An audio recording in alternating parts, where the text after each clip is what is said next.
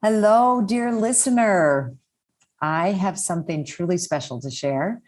It's an exclusive invitation to join me in Mexico for an intimate and luxurious 3-day retreat along the beautiful Pacific coast of Zihuatanejo, taking place the weekend of the spring equinox, March 18th through the 20th.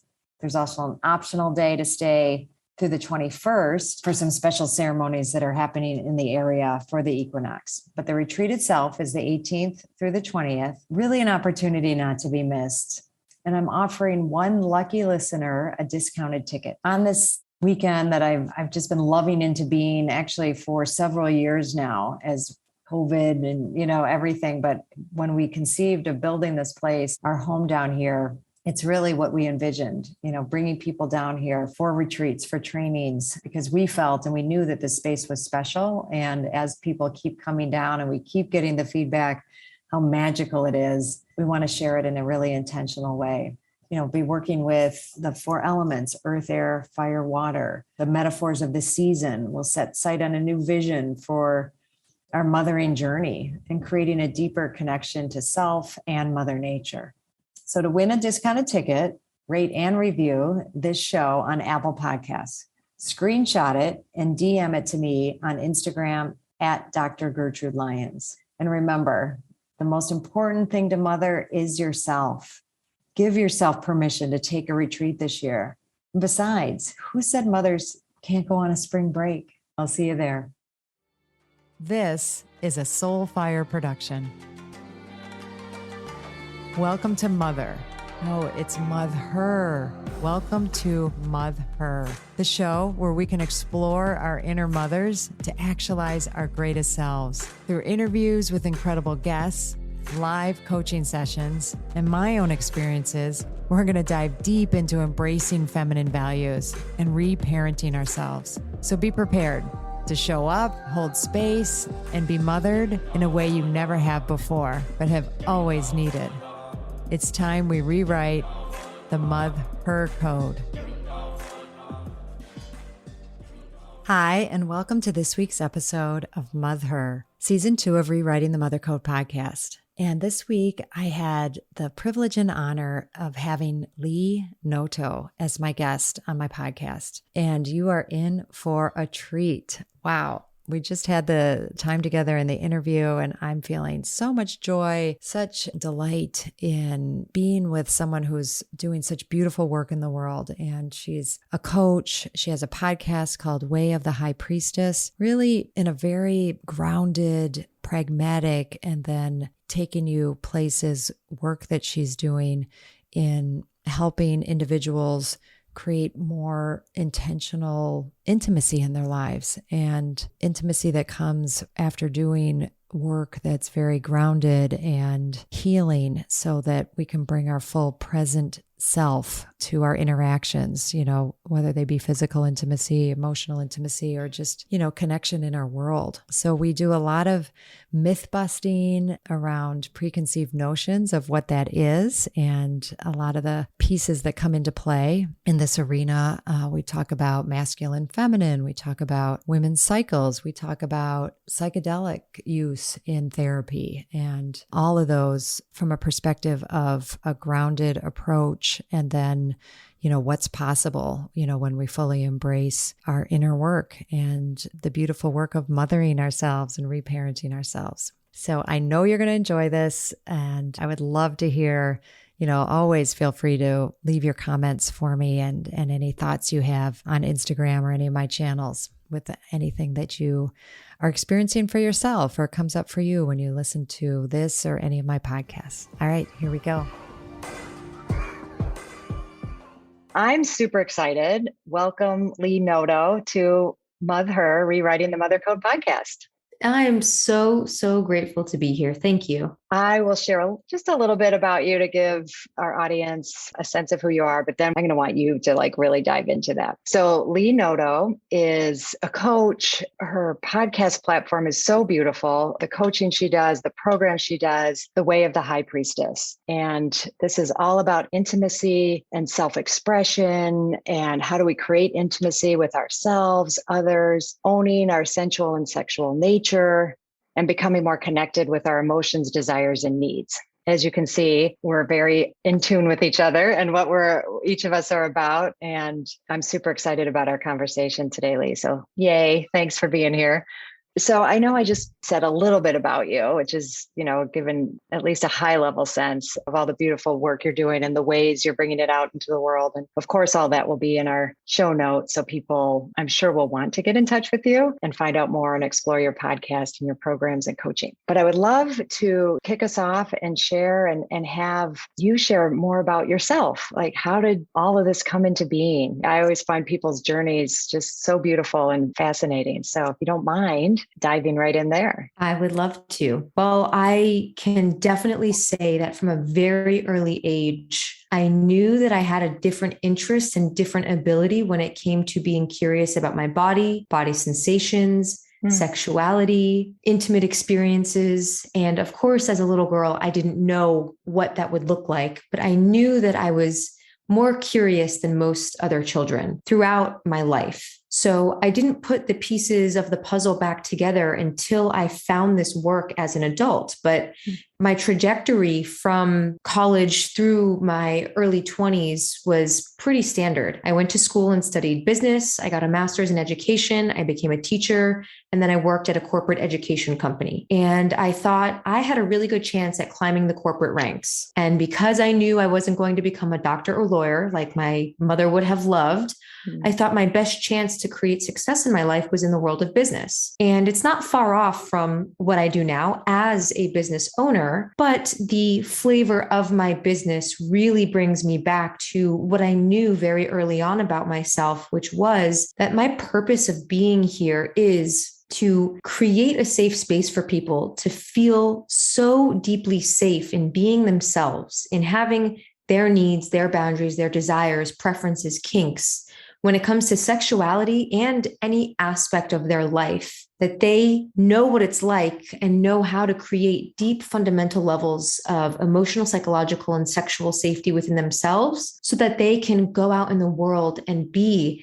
expressed, liberated, joyful beings. And so that's the work that I do today. And that's really the journey I've been on in my personal life as well. Yeah, that's kind of the key, right? Like how our personal journey, I can 100% relate to that. I know people have heard that in various stories in my podcast. And what I'm relating to also what you're talking about, Lee, is when something has had such a big impact on me, on you want to share it, right? Mm-hmm. You want to find ways for other people to know about this because, the things you're talking about have either everything from taboo to them to just coaching and finding out about ourselves at any level isn't as widely accepted as I know I would like, but it's such a beautiful journey and yours has led you here. So what is it like to be an intimacy coach?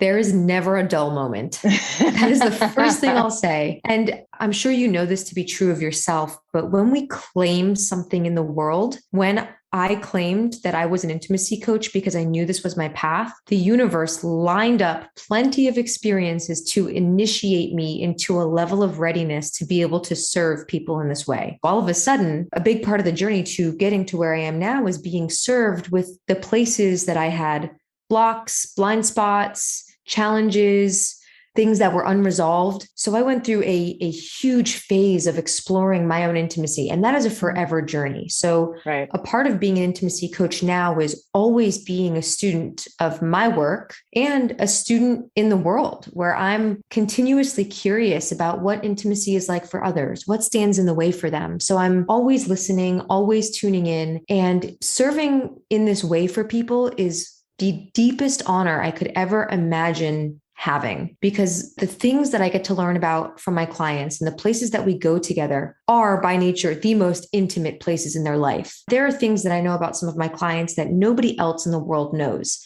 And I hold that honor with reverence and respect and so much love that people feel safe enough in my presence to be able to reveal their hearts and reveal themselves in a way that allows them to deepen further into who they are. That's beautiful. I know from that means you have a beautiful ability to create a safe space because people don't just divulge or reveal themselves, without that kind of safety, security, that you're with them, and present with them. And that's such a big part of it. This is so good. And I want to kind of dig into that aspect. But I'm also, as you're talking, thinking, people might be wondering, I guess you could say it in coaching in general, but when you're putting yourself out as an intimacy coach, that's not like some magical, thing, although it all feels like magic in a way. I don't mean, to dismiss that mystical part of any of our work, but, there's very pragmatic training that you've been through. And if you go to your website, you can, see what it is. It's very beautiful and impressive. But I think, do you mind giving a sense of even just what some of the practical, pragmatic training that you've dedicated yourself to and in the past, but also currently? Yes, I really love that you asked this question because there is a lot in this world that seems mystical. And there's certainly a mystical aspect when we are talking about the intersection between sexuality and spirituality, right, which is a huge part of the work. But in order to be able to access these mystical states where we find oneness with God through orgasm, we have to feel safe to be able to do that. And that is a very real human consideration that is approached best, I think, through developmental psychology. So a lot of my studies bring me back to developmental psychology, how we form attachment styles, whether or not we ever felt safe with our primary caregivers and the environment that we grew up in, what messages we received about love, sex, intimacy, relationships, how that informs how we show up to relationships now, because everything is informed by those early formative years in our development. And we operate from that template until we recognize as adults, oh, wait, is this my belief or is that my parents' belief? Do I want to operate this way? Does this feel good for me? Or is there another way that would feel better? So the core of the work before we even get into any spiritual aspects of it is, can we cultivate a deep sense of emotional, psychological, and sexual safety within ourselves? So this is really perfect because a lot of the work that I do with my clients is helping them learn how to reparent themselves. Yes. Is helping them learn how to reparent themselves, because most of us did not grow up receiving the kind of love and safe, secure attachment style that we would have needed to grow and thrive in ideal ways. So how do we take responsibility for who we are now as adults to create that safety for ourselves so that we can have healthy, mature, expansive relationships? I'm glad I asked the question too, because I'm so, resonating and relating, and my work around mothering and mothering ourselves and rewriting the mother code, just what you're talking about is that critical piece, right? It's looking back, what were the codes we were wired with, in our development and our, as Jack Mesereau calls it, our formation, and now as adults, what you're talking about is embarking on our own transformation and, our becoming of ourselves. But I really don't think it's possible without going back to those places and those spaces. And sometimes that, and I imagine a big part, especially with, the areas you're talking about. And if we're going to have intimacy with ourselves and others, there's so much healing, to be done, everything from significant trauma to just,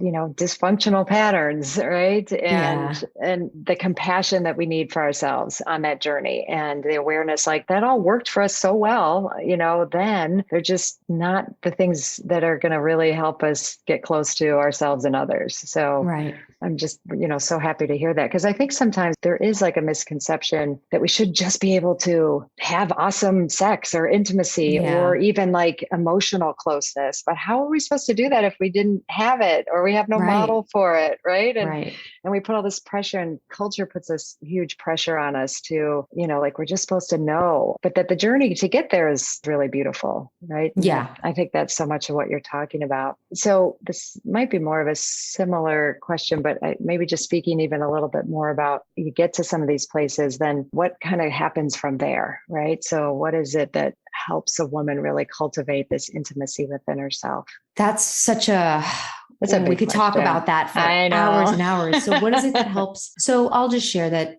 this is one perspective in both my personal experience as someone who identifies as a woman and someone who works with women. And I'll bring this back to some energetic teachings.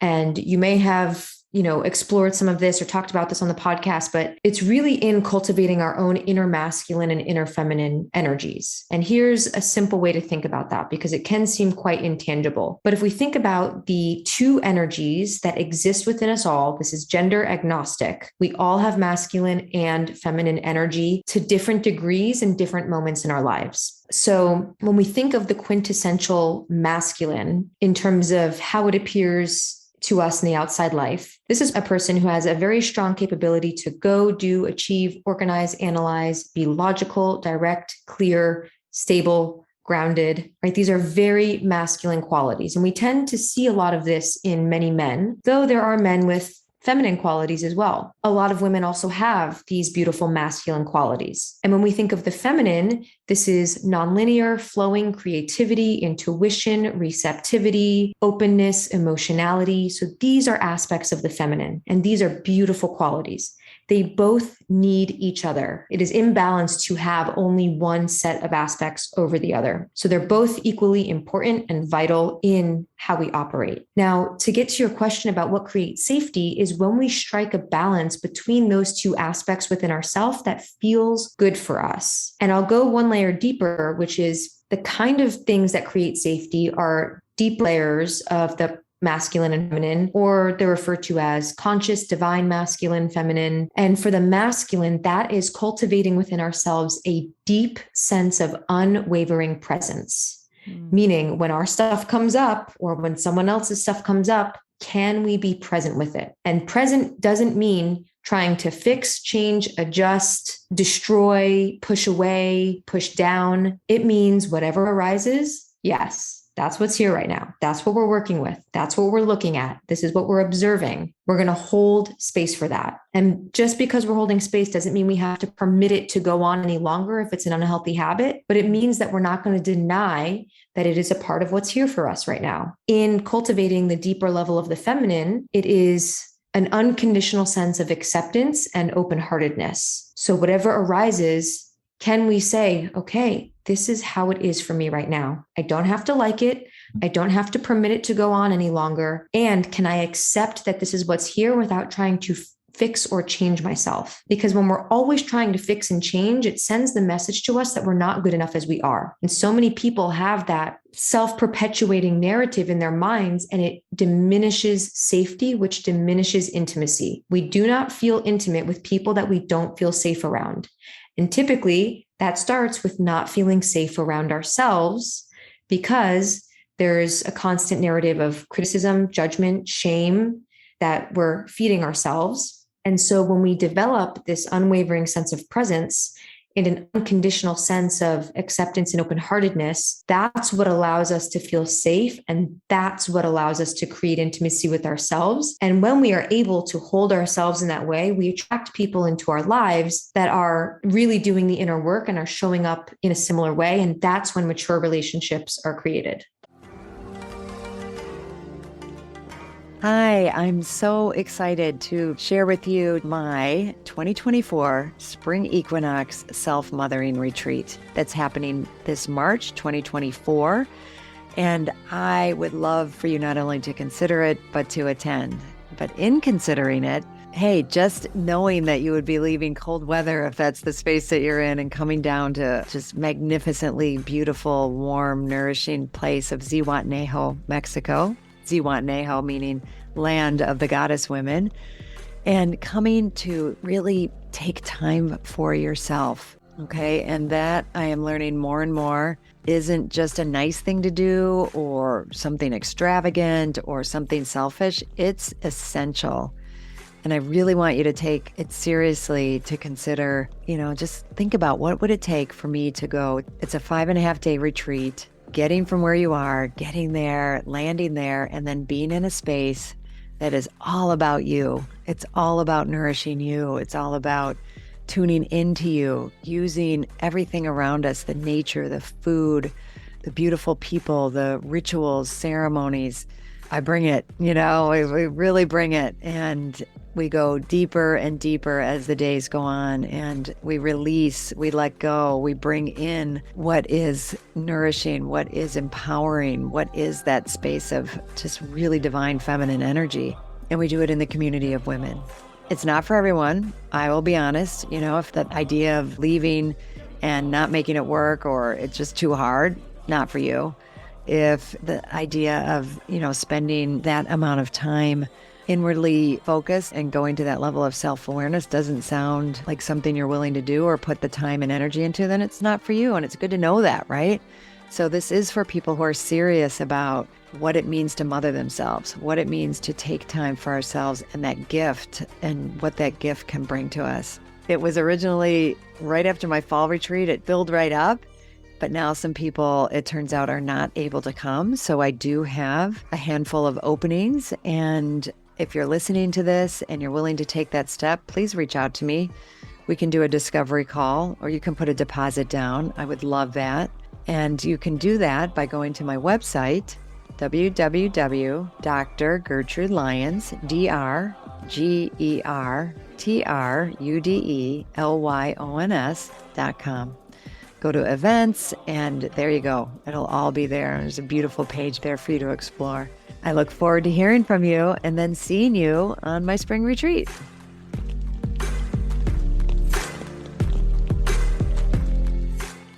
That's so beautiful, Lee. I'm so glad you brought that aspect in, the masculine and the feminine, and the synergy and the harmony that's possible. And I love the word gender agnostic.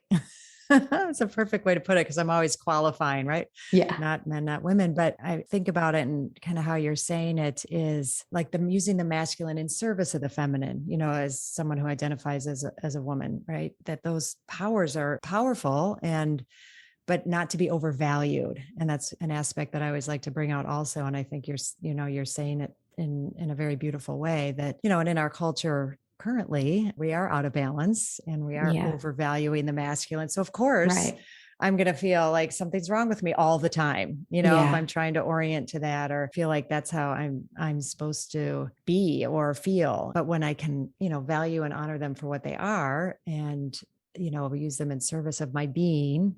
And this aspect of being, hopefully people are picking up on it, because, you're bringing it in so beautifully also, that really the kind of big win here is anything or any way that we could bring ourselves to presence. That is a hard won battle, but a beautiful one.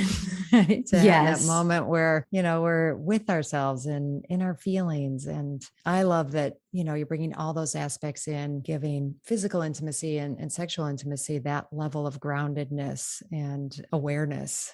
I think that's missing for many of us, in that way, and creating the safe space. So important. Right. The context, and that's feminine, right? The context of the space that we're in is really what has to be there, right? And we have to really be present to it. So you work with and also, help us get in touch with ourselves and then our bodies, right? So what role does our bodies play, in intimacy, and how would you speak to that? Yes, a huge role, more than we are taught and more than we give our bodies credit for. So many of us show up to intimacy and to sexuality with our minds. And by no fault of our own, this is how we were taught, or the default that occurs when we're not taught how to relate to our bodies intimately. And so when we think of what causes us to behave in the way we do as humans, yes, there are aspects of the mind that are at play, and conscious choice and free will. And we are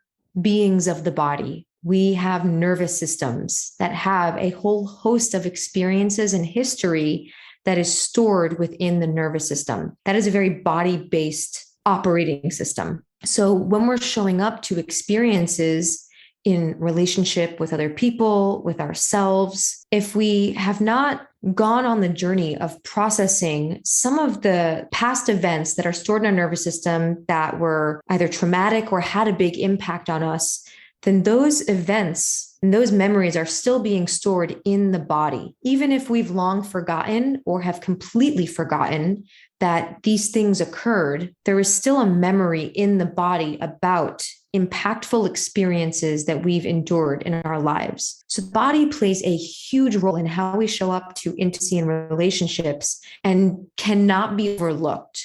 And no matter how much academic and cognitive learning we do about how to communicate or, how to show up in sex and speak a boundary, there is still very much a body that needs to be on board with the experience in order for us to feel completely aligned, to feel completely safe. So the body plays a very integral role in every part of our human experience, sexual or non. Yeah, thanks. And I know this isn't exclusive to women because men have cycles also. They're just not as pronounced or thought of in quite the same way, so specifically and significantly for women. But our cycles in our bodies, which I think are so beautiful and such a powerful aspect of being a woman, and sadly still in our culture, are in so many cultures, right, there's so much shame around them, or it's something that we're supposed to hide, or, from our menstrual cycle to, all birth cycle, everything that it's like messy and emotional and all that's talked about in such a negative way that I'm really trying to break. And I know you are too.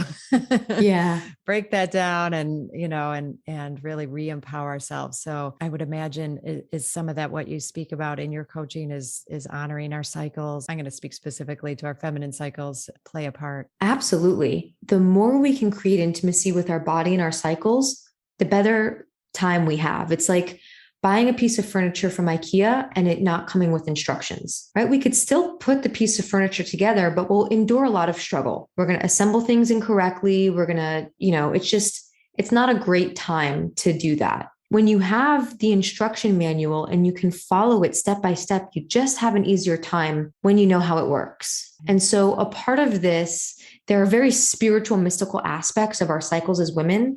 And a part of it is simple education. How does this beautiful machine being that we are as a woman in a woman's body, how does it work? How do our cycles work? How do our organs function? How do our hormones work? And within that, what are our preferences? So how do we like to operate within each season of our cycle? What are things that we're drawn to? What are things we're repelled by? So even before, or, not before, but throughout learning about the science of how our bodies work, it's also important to be in tune with what intuitively feels good during each part of our cycle. What kinds of foods am I drawn toward? What kinds of movement am I drawn toward? What kinds of communication and interaction am I drawn toward? And just being aware of that, because all the science in the world can say, here's how it generally works for most women. And we are all so unique in our makeup, in our preferences, in our boundaries, desires, that the only person who has the real authority on you is you. And so science and data and literature can be wildly supportive, and it's about doing our own internal research and seeing what's there. And as I've done that on my personal journey, and as I've helped clients to do that, I have learned to love my period. I love leading up to my period. I love the inwardness. I love kind of hermiting. I love becoming more introspective. I love first starting my bleed. It becomes a very intimate space that I enter into with myself. And I love that as much as I love being in ovulation when I'm out and about in the world doing a million things in the day and feeling like I'm Superwoman. Two very different places, but because I know how I operate in each part of my cycle, I just have a better time with it. Yeah. And you're not resisting or fighting it, right? Like this is Right. the time that I'm not going to be super productive or focused, right? Because I'm aware that this part of time in my cycle is a bit more visionary or dreamy, or I think you said introspective. Right. And when we fight that, it's, we cause ourselves a lot of suffering. And what you find, Yes. like there's just so much suffering. But when you can track those times, then you can fully, I can use the word exploit them and Right. use them to their fullest. And I love that you said, I love getting my period, and let's shout that from the rooftops, right? Yeah. I mean, it's so beautiful. was talking to you a bit about this before we started official, recording, but I'm officially launching into menopause, into that phase. Right. And it's so mysterious. Yeah. It's like, it's not like, oh, I got my period and now I'm like starting that. It's like, right. and I think it's a little fortuitous because it literally was about a year ago, right around this time that I had my last period. Wow. Oh, well, happy anniversary. I know. I should look. I don't know. I won't look, but it is very close to right around this date. And, once I realized it wasn't happening, like I've really been mourning it, I mean, both, till I can feel like I'm fully moving into this next cycle. Like I'm mourning that I won't have that experience anymore. And what a beautiful thing, right? To not be like, oh, so glad that's over, Right. or, don't have to worry about that again. It's like, no, like that's been such a beautiful aspect of my feminine journey. And yes, I'm launching into a new one, and, it feels very mysterious and unknown and body changing and all that. And I'm just kind of beginning to grapple with it, but I've really had to work at, quite honestly, like keeping a positive attitude. It's not talked about a lot. You're not, Right. any of our cycles aren't, right? But I'm very much true for this one. Right. Wow. That's so beautiful that you're so deeply connected to your emotions and what's coming up for you right now. And it seems completely understandable that there would be a period of mourning as you transition into a new phase in your life. Yeah. I mean, I didn't know what to expect, but thank you. Yeah. It's really been, and particularly with your body changing. But I'm also really aware, and I always like to recontextualize because I like the Celtic way of expressing the, three, but there's a lot of phases within those, obviously, but maiden, mother, crone phases. And people always hear that word crone. They're like, oh, I don't want to use that word, but crone and even the word hag have just gotten a really bad rap. Right. Yeah. Like that's another, these terms that have been propagandized into the negative, but really they just mean wise woman. Yes. Yes. Wise, that is powerful exactly woman. the word I was thinking. And that's literally like the meaning. It's just an injustice, right? For us to like think of it as just this shriveled up, like, I don't know, even something like just so many not positive connotations to it. And so we're, naming it here. I love being a crone, right? So. Thank goodness you are talking about this, because media has done such a wonderful job at creating scarcity and fear in the process of aging and maturing and really evolving into where you are now, where there's so much wisdom. And I think a part of the personal revolution that creates the global revolution is conversations like this, are women in that stage of their life, and even before that, saying, no, I will not have this narrative thrust upon me that I am useless now, that I'm undesirable now, that I am not capable now of the things that I desire in my life. And I love borrowing on other cultures, particularly matriarchal cultures, where when a woman enters that phase in her life, she is the wisdom keeper. She is the medicine woman. She is the one that is the most revered because she has the experience and the lived wisdom to then offer to others. So know that that's how I see you. And I'm so grateful that you are having this conversation, because this is the revolution itself. Well, thank you. And thanks for highlighting and underlining. And it's vulnerable, right? To put it out, but I don't care. I have to I care, but I don't care. Right. Because how are we going to change it if we don't talk about it? And you're aware, and I've been aware, just speaking about all these cycles and phases and recontextualizing them and finding out the history, just even I loved how you said, like, get to know your body. Right. I mean, I had support, like dear friend and doctor, like help kind of show me my body and, and bring it forth for me, because there's so much of that we're supposed to, like, I don't know, be ashamed of, so we're getting rid of all that. But speaking of misconceptions, I also want to bring in, I don't think it's as big a leap as it may sound when I first say it, but misconceptions, because I know a part of the work you do with people and in your therapy is working with psychedelics. And I think there's a lot of misconceptions around that. So how does that work, and how does that come into play in your work? Absolutely. So I'll first start by saying that psychedelic use is not for everyone. It is not. There are certain psychological predispositions that most psychedelic use isn't a fit. So the first thing, the disclaimer that I gave before I talk about the magic of psychedelics is if that is work you're considering doing, please do your research, reach out to trusted professionals and practitioners, which likely won't be your Western medical doctor, but there are plenty of scientists and resources out there now that can share whether or not psychedelic use is suited for you based on your psychological history, your mental health history, what medications you may or may not be on. So safety is the number one key when it comes to psychedelic use. Also, in that regard, understanding the context for the psychedelic use and how to create the best experience for yourself. I always recommend working with a trusted guide, practitioner, facilitator, therapist. And there are many kinds out there. So definitely do research. Make sure, and these are kind of the tried and true practices in the psychedelic space. Make sure that you are in a good mindset to do that work. So it's recommended that you're in a stable place in your life, not that you're in financial distress or emotional distress. Having some stable baseline is important because psychedelic use can be inherently destabilizing. It does shake up the snow globe, to speak. So make sure that there's some stability, mindset, setting. Make sure you're in a proper setting where you feel safe, where you feel taken care of, provided for, that you have everything you need. Make sure that you know what substance you're using and where it's coming from, and have a sitter, a guide, therapist, facilitator that can help you through your process. So these are very important aspects of this work. And when all of the foundational safety matters are considered, this work can be absolutely profound.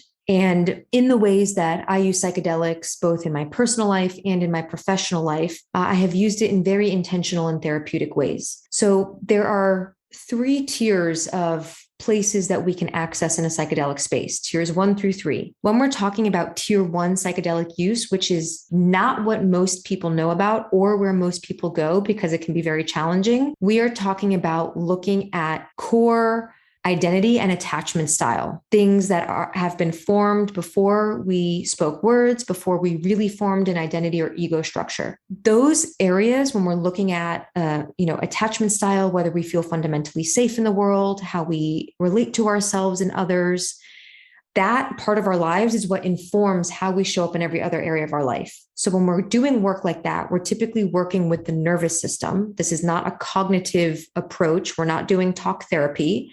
This is very somatic and body based. That is the foundation of the work that most people don't know how to do, don't know how to look for, which impacts every other area of life.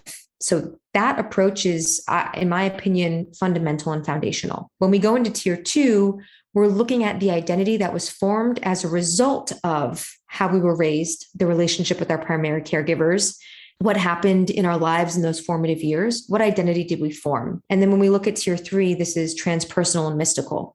This is what you hear about in most psychedelic experiences, which is I astral traveled. I got messages from guides. I was talking to my ancestors. Awesome experiences to have. They can be very helpful. They can reassure us in life. We can receive great information. And if we're not doing work in the earlier tiers, then when we go back to our everyday life, if we're still carrying that charge in our nervous system, then fundamentally we're not making the kinds of shifts that we may hope to make. So it is important to be doing the work on the level of the nervous system, as well as doing some of the cognitive, intellectual work and some of the spiritual work. So there are a lot of places we can go. There are a lot of modalities that we can use with psychedelics.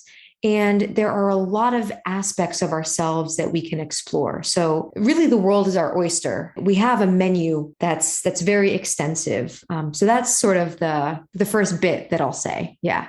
I love how you laid it out, Lee. It's so grounded, and I love that you're bringing in the fact that what we kind of hear about and this, the mystical, like super spiritual one with God kind of stuff. You may even have that kind of experience without the other, the grounding and the foundation, but then it was just kind of a cool experience. Right. You don't really know where to integrate it or how to integrate it and have the full impact that it could have for you. I love that you're talking about that. So it just, and the power that's there. And I think you're really underlining that these are very powerful modalities, but that it's a holistic approach, right? Like that it isn't any one of these that is good, like the it of our journey. We're just Right. two in our culture, like the 5 easy steps or like the 10, Yeah.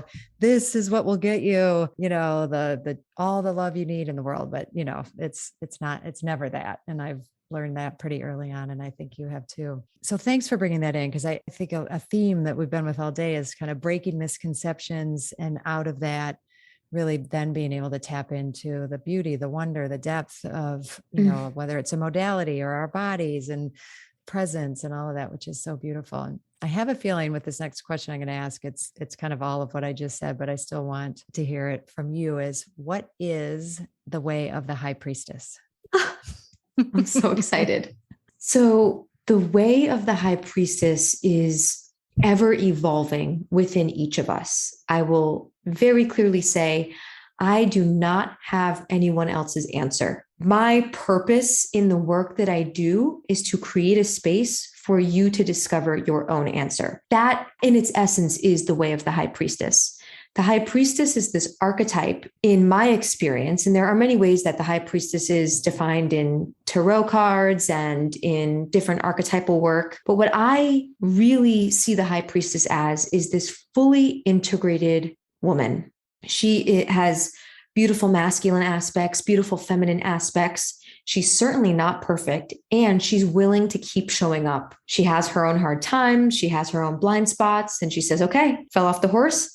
Let's get back up and let's do it again. I love myself no matter what. It is this woman who unapologetically has her own back. And as a result of that, she shows up in the world in her most powerful, truest expression. And sometimes that's very vulnerable expression. She's not always, with Teflon things sliding off of her. She is real and authentic and raw and powerful and all of it. And so this path to embodying that version of ourselves, which is already here, it was never not here for us, is walking the path to creating that fundamental sense of safety within ourselves. Because when we feel safe, that's when we show up as who we are. And, if you've ever shown up with a group of friends, when you showed up with a group of friends that accept you and love you for who you are, you show up with all your quirks and the funny things about you, the deep things about you, the things about you that you're still working on. You feel safe to show up. We have to be the model of that for ourselves first. That is no one else's responsibility as adults, right? It was our parents' responsibility when we were kids, and they did the best they could. And now we're adults. And so we go through that process of reparenting ourselves and remothering ourselves, particularly as women. And we lead the way with our open hearts by opening our hearts to ourselves. It's the only way we can do it out in the world in a sustainable, wide-reaching way. And so that's the way of the high priestess. Can we continue creating safety within ourselves so that we can open to ourselves, so that we can do what we came to do in the world, whatever that is, and lead with an open heart? So beautifully expressed. And I feel it as you're sharing it, Lee. It's just exquisite. I'm going to ask, where can my listeners find you online and Absolutely. other places? The platform that I'm on the most is Instagram at Lee Noto _. You can also find me at my website, leenoto.com. And those are my two main places. So find me there. And it's where I share all of my updates, content, juicy, new, exciting things that are happening. And your podcast is The Way of the High Priestess. The Way of the High Priestess. Which we just heard about. So obviously people are going to want to tune in. All right. So last question that I like to end with is, what does rewrite the mother code mean to you? I'm feeling what that feels like for me. And when I close my eyes, the first image I get is my 3-year-old self. I had bangs and little dimples and like very soft skin that smelled like flowers. And it is seeing all parts of myself and loving myself unconditionally. And as a result of my showing up in integrity with myself and how I remother myself, I naturally walk the world with that energy and with that capacity. And by virtue of being who I am, I invite others into rewriting their own mother code. I'm going to have to write that up. That was so beautiful. Thank you. But I also love how you just,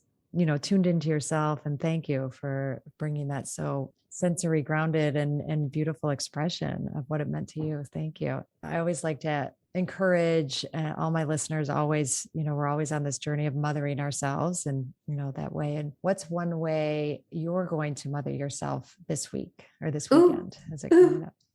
I love that. The two words that come up are allowance and permission. And I was just sharing with my partner earlier today that this next week and a half is all about my creative expression. I am very clear that because I'm entering into my menstrual cycle, I am not in the place of tinkering with the mechanics of my website or logistical things, like just not where my brain wants to be right now. I want to be journaling and reading and feeling inspired and inspiring others. And that feels like the grounded sovereignty that I'm stepping into as someone who is always in the process of remothering herself, is giving myself permission to do that and saying, you know what, baby, go do your thing. Like, aim for your dreams. You've got this. And that's the kind of permission and allowance that I always want to be able to grant myself. So that's what I'm doing this week. Sounds perfect and beautiful. Thank you so much. And Lee, thank you so much for joining and this conversation that I really kind of don't want to end, but we'll end for now. And